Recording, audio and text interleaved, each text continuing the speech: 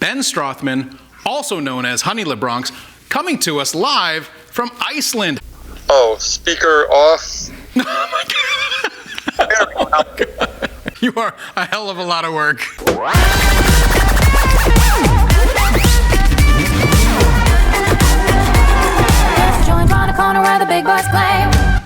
Hi, Ben. Hey, good to see you. How you doing? Good. So I'm really curious why you're in Iceland. I'm in Iceland because August is a very busy month here.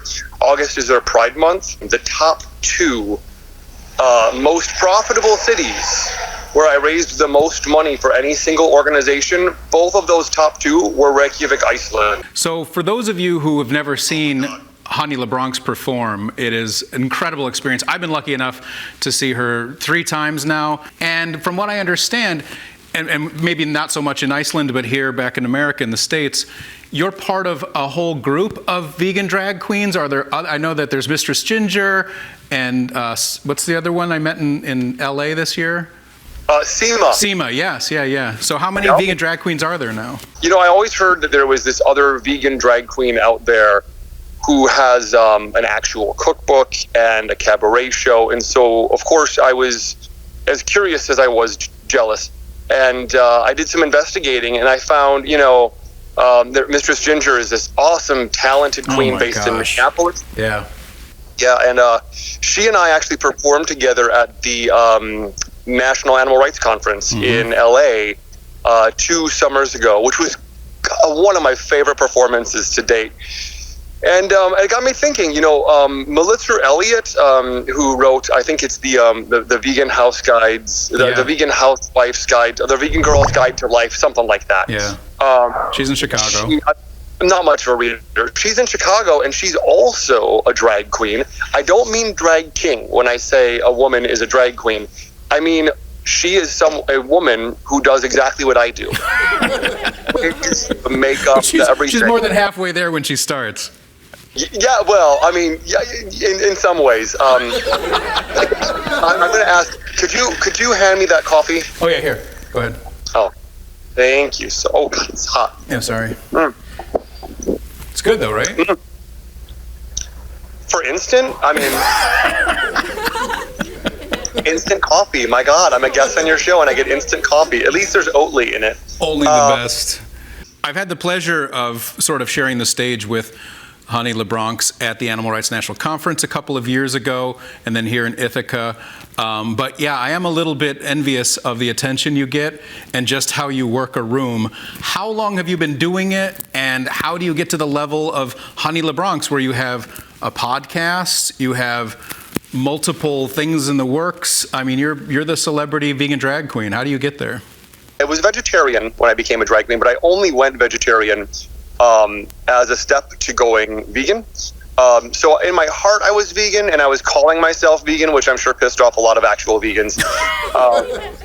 But as soon as I became a drag queen, I just thought that would be really interesting to use this as a way to get people's attention. Yeah. The fundraising thing is really the new thing that I've started doing as of about a year ago.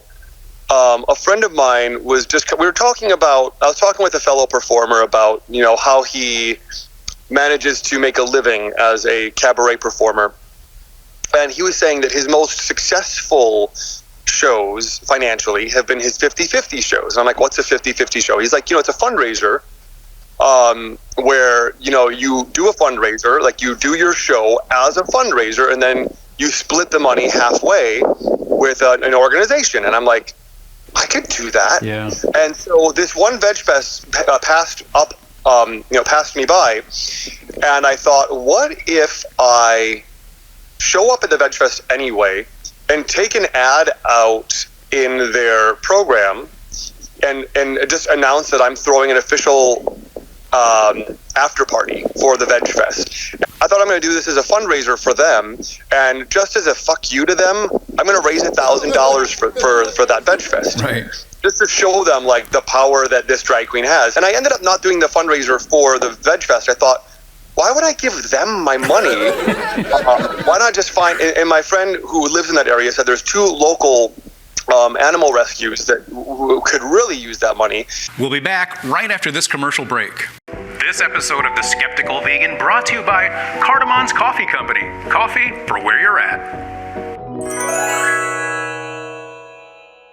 Welcome back to The Skeptical Vegan, where we're talking to Ben Strothmann, otherwise known as Honey LaBronx. You know what I love about your shows is that you're so unapologetic about your animal rights messaging. You pull no punches. You're very, very firm in your messaging. You know, you don't mince words about veganism and about animal rights. At what point in your vegan journey did you make the connection, and when did you decide that not only are you going to be a vegan drag queen, but you're going to be a vegan drag queen that tells it like it is? Wow, that's funny. You know, when you describe me that way, that's not how I see myself. You know, like when you watch like The Real World or any reality television, and there's always that one that says like, I just tell it like it is. Well, first of all, I would love to tell a person, you're not telling it like it is, you're telling it as you see it. Mm-hmm.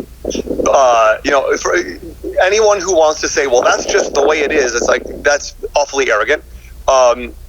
I see things as I see it, or I say things now as I see them, and I'm humble enough to say that that's the only way I can say them. I tell people what I think they can handle, and I think that's an important message. I'm coming to this conclusion lately that, like, don't you feel like it's true that everyone in the world should go vegan dietarily? Yes, I think a vegan diet is for everyone. But, you know, I'm pretty open about the fact that I'm a person in recovery. I'm 10 years sober from drugs and alcohol. And there's a saying in recovery, no major changes in your first year.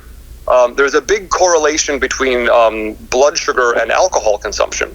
And so an alcoholic in their first year of recovery from alcohol, they're advised to, like, keep sugar handy, keep sweets, keep candy, keep sugar very, very handy. So when I meet people who they have 6 months sober or 10 months sober and they're like, I'm going to go vegan, I'm like, good for you.